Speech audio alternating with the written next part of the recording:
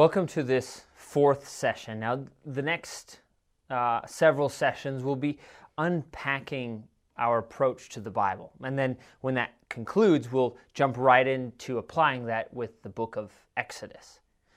Now, there's a variety of ways to approach the Bible. There's so many different approaches for study, for meditation, for personal devotional reading. And the method that we're going to propose here is one that I've been experiencing for several years, as I said in the introduction, and that's called the inductive Bible study method. Now, we're going to make a few tweaks to it as we've used it for years. We're going to add a few of our personal adjustments into it in a way that we hope it brings the word more alive and more applicable in the life of a disciple. Now, before I go any further, I do want to say as we go through the Bible in this whole seminar, we will be using the ESV translation. And so it'll be probably a little easier to follow and more beneficial if you're also using an ESV version, English Standard Version, but also feel free to use whatever translation or multiple translations that you would like to. So, like I said, there's a few ways to approach the Bible. Now, you can be reading it kind of to get a personal message for yourself, kind of more of a devotional reading. You can also be going through it to say, well, there's this idea or this theology, and I need to know what the Bible says about that. And kind of you have an answer, and you're trying to look back in the Bible to prove whether that agrees with what you're thinking. Now, the way that we're going to approach the text is to try to not think so much about your personal life, at least at the beginning, or different theological views or opinions, but more approaching the text as it is, as it reads, and moving slowly from there into our own lives. Now, this Bible study method typically has three main steps. The way that we'll teach it through the seminar is that third step is a little bit blended. And so it's observation, interpretation, and then application and meditation. Now, these are their steps at the beginning, but they also become a rhythmic way to read the text. That you're not initially thinking, what does it mean, before you're thinking, well, what does it say? And so these steps, if you will, they kind of form riverbanks to keep you on track, to try to find out the real meaning and the real application to your life. Now, the first one that we're going to cover in this session is observation. Now, this is the foundation for all good Bible study. It's similar to the foundation of a house. You have to be meticulous. You have to do it very accurate, because if the foundation is off, the rest of the house will be off. One of my summer and into the winter jobs I had in Canada was as helping a land surveyor. And so we had all kinds of jobs to kind of position streets and sewer systems and subdivisions. And then we had one typical job that was helping to position where a house would be. Now, this was the most difficult job because laying out a road, you could be off by 1 or 2 centimeters. But positioning a foundation of a house, you couldn't be off by millimeters. And you can imagine the frustration this is if you're trying to find an exact point and then nail a hammer into frozen dirt ground in the Canadian winters. You can be off by centimeters just by hammering a nail into that hard surface. And so it took hours just to get that point right. But the purpose is, the foundation is the most important. If that is wrong, everything else will be skewed. And typically, it took the longest time. Now, as we go through Bible study, you'll see that what you're really doing most of the time is observation. Now, each of these methods, each of these steps in the method has a central question. And the central question of observation is, what does the text say? Now, you might think, oh, come on, that's easy. Well, how many times have you sat down to read the Bible and you start to read through it and you read a chapter and turn the page and you don't know what the chapter was about? Or you're doing your quiet time and you've got 5 chapters ahead of you to read, and you start reading through it and you close it and you're like, okay, that was good, but I don't remember what I just read. Now, it's because most of us were reading something that's somewhat familiar to us. And we're kind of reading it and thinking about our day and thinking about what we're going to do, and we're not focused on the text. And so you can be reading but not really observing. Okay? And so we're going to have a few ways to observe the text that kind of acts as anchors for our mind to focus on the words of the text and not just kind of plowing through to hope something jumps off the page at us and communicates meaning to us. Okay? And so, again, most of the vast majority of this study will be spent in this first step of just observing. Because if you don't know what the text says, how are you going to possibly say what it means? And if you don't know what it says and don't know what it means, then what are you going to be applying to your life and meditating on? And so that's why we're going to begin with the central question, what does the text say?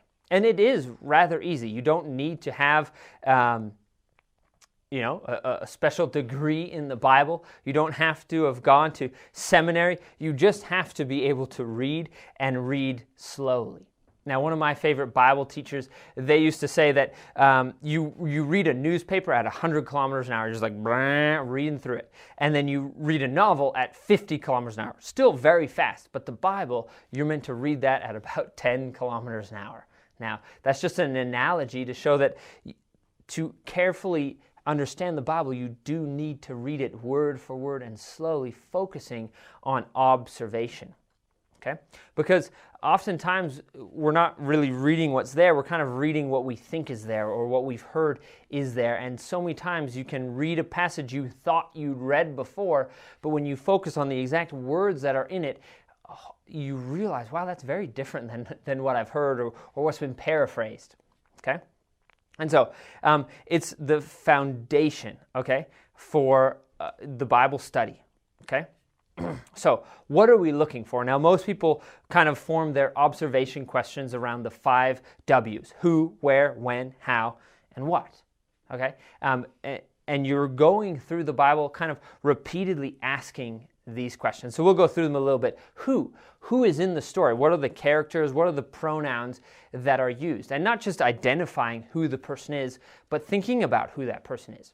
So one of the famous relationships in the Bible is between Jonathan and David. Now, if you think for a minute about who those people are and read the text, very quickly you realize that Jonathan is the son of Saul.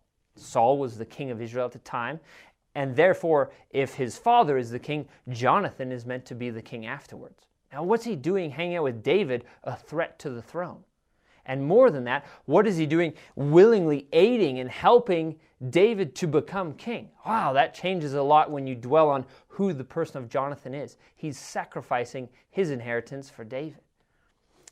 Another one, Joshua and Caleb, 2 of the famous spies that went to take the land. Now, Joshua, we know, he was an Ephraimite and came from the tribe of Ephraim, one of the people, one of the 12 sons of Jacob. But Caleb, he wasn't, right? There's a few places that refer to his nationality, and he was a Gentile group of people that joined in with the tribe of Judah. Now, what is a Gentile doing being one of the only faithful spies along with Joshua? Now, that's rather interesting. And so just observing who is that person adds a lot more life to the story. The second one, where? Where is this taking place? And not just geographically, what country, what province, but where? Is it in a house? Is it in a temple? Is it in a desert? Is it in a wilderness? The setting of a story can communicate so much in biblical narrative. Take, for example, John 4. We know it's a famous story of the Samaritan woman. Now, Samaria was not a place that good, God-fearing Jewish people would walk through, but Jesus intentionally goes through Samaria. Okay, another classic example is Luke chapter 4. Jesus is in his home synagogue and he stands up to preach, to read from the scroll of Isaiah. And then they ask him for some kind of interpretation, and he says some ridiculous things that we'll get to in the New Testament. But then he goes into this story about the prophets. Okay, this is from Luke 4, verses 25 onwards to 30. And the story has the people enraged. They want to kill Jesus and chuck him off a cliff. And the story he tells is about Elijah ministering to a widow of Sidon, And then Elisha, another prophet, ministering to Naaman the Syrian. Now, here you can observe who and where. And when you observe where, the widow's from Sidon and Naaman is from Syria, these are two locations outside of Israel. And so what Jesus is communicating with this simple example is that the prophets, Elijah and Elisha, didn't go to God's own people. They went to the nations. They went to the Gentiles because no one in their own nation would receive them. Now, of course, this is why the crowd loses it and goes ballistic, because Jesus is saying, just as you don't receive me, it's the same way that the Israelite people didn't receive Elijah and Elisha, two of the famous prophets. And so they went to the Gentiles. And you'd get that just from observing where. One of the powerful passages in Jeremiah is Jeremiah chapter 7. And right at the beginning, it says that Jeremiah went in to the gate of the house of the Lord. Now, chapter 7 is about Jeremiah condemning the temple of the Lord because it had become a place for thieves and extortion and not the worship of the one true God, at least displaying who God is.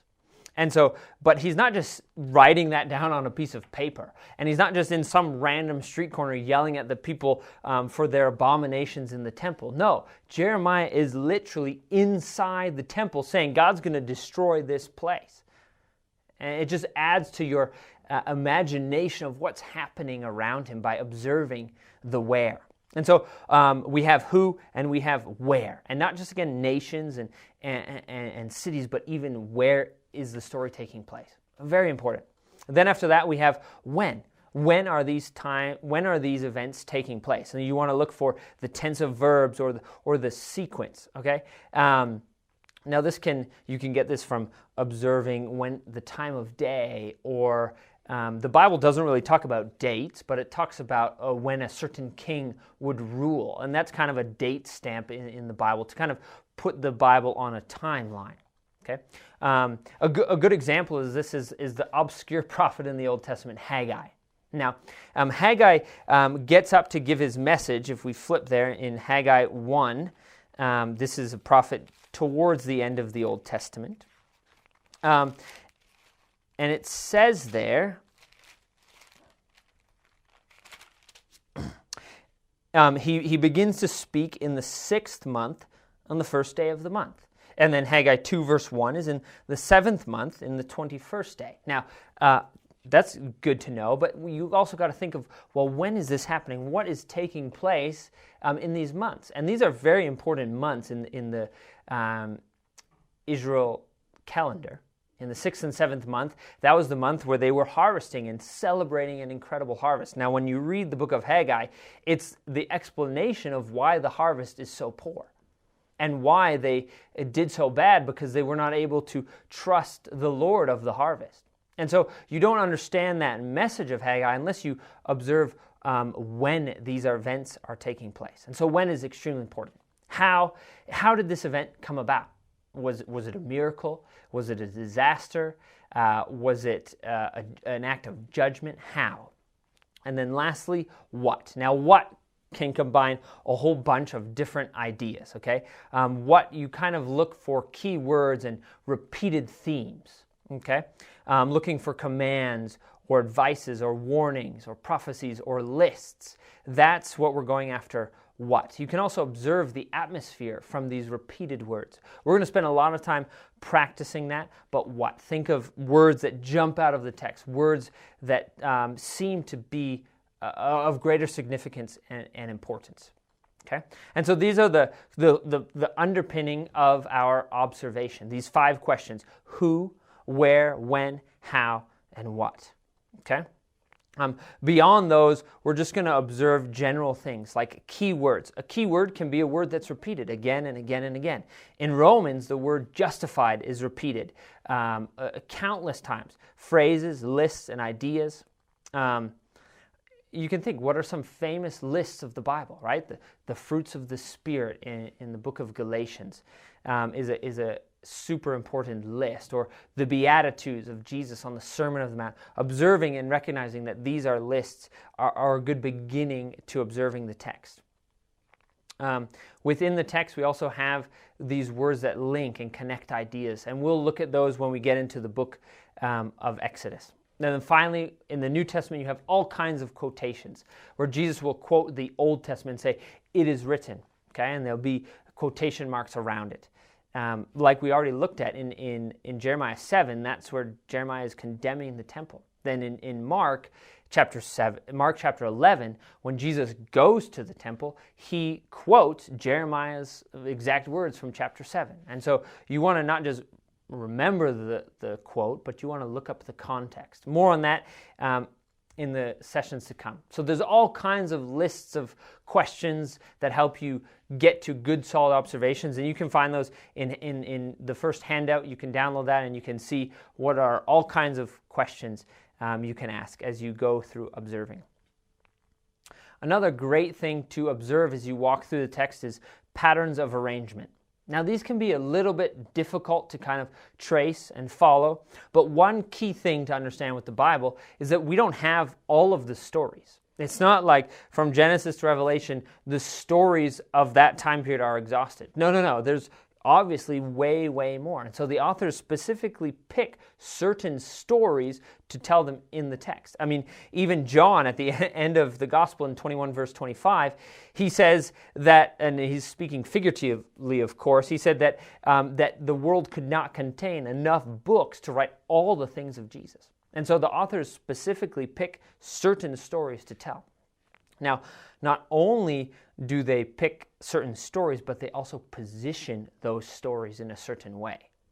Take, for example, the beginning of Luke, the gospel. He goes back and forth between the birth account of the birth account of John and the birth account of Jesus.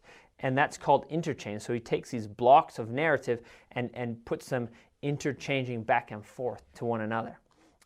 Or in Genesis, the first 12 chapters of Genesis talk about 4 events: creation, fall, flood, Babel.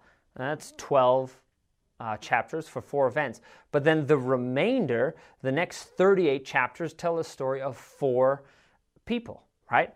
Abraham, Isaac, Jacob, and Joseph. And so that's where he's arranged the stories. Now, for sure, there were more stories from chapters 1 to 12, but he only wanted to tell those 4 main ones. And then from chapter 12 onwards to the end, he's focusing on 4 people. The point is, he wants to emphasize those 4 people.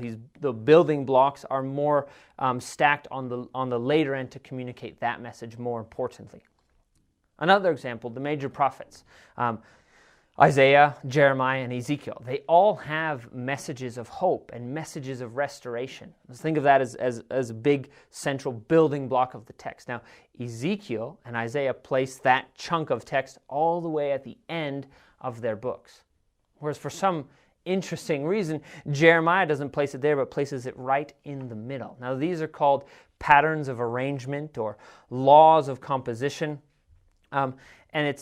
These are a little bit challenging to observe, but you got to observe the flow of the author and why he's telling this story in this pattern, and that's a great observation to make.